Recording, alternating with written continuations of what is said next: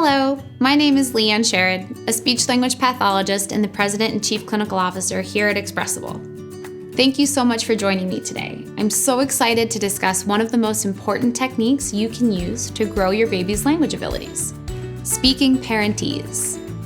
What the heck is parentese? Well, it's how us speech-language pathologists commonly refer to baby talk. The more language your child hears, the more language they're likely to learn and eventually begin using themselves. Speaking regularly with your baby is an incredibly powerful way to promote their language acquisition. So what are the characteristics of parentese?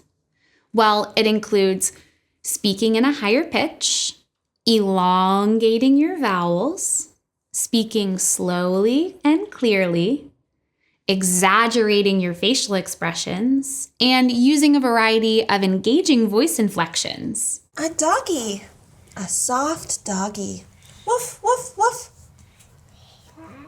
Soft. Can you say woof, woof, woof?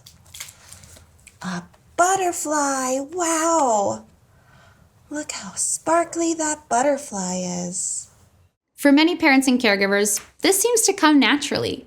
You can't help but talk in this type of voice when you see that adorable little face staring back at you. We're gonna cut the carrot, cut the carrot. Cut the carrot. Ready? Cut. Back together. Ready? We can do it together. You wanna hold that? Cut the carrot. Yay! Nom, nom, nom, nom, nom, nom.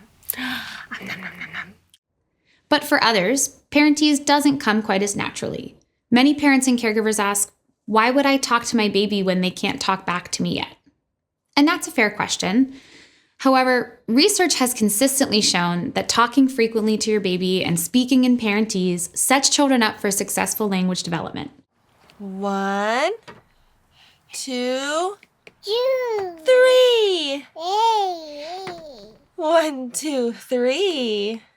Plus, children respond positively to baby talk. It can help you and your child establish a loving bond, and it can even help soothe some big emotions if your child is upset or frustrated.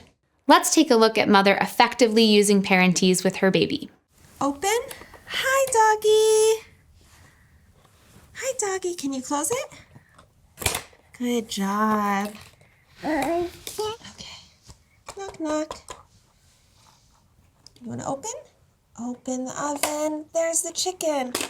Open the bird cage. There's the bird. Good job. And close the door. Good job. Now, how precious was that? Who knew simple moments like these could be so impactful for language development? Let's review some of the techniques the mother used.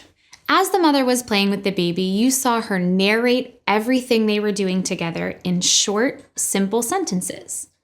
She also often repeated her phrases to add extra emphasis to what she was saying. As she talked with her baby, she spoke slowly and used an engaging inflection in her voice. While the mother did all the talking, she still made sure to pause and react to the sounds that her baby was making.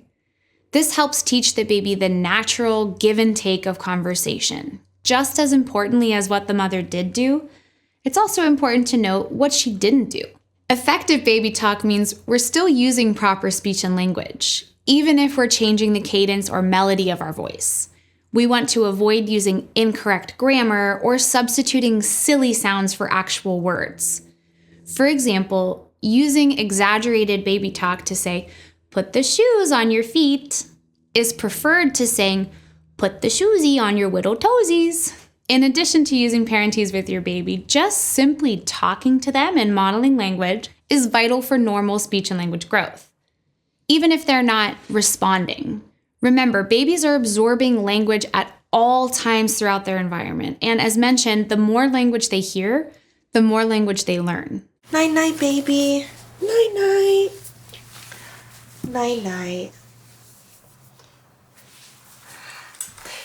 Night-night, baby. Hey, look, look, look. Look at the baby.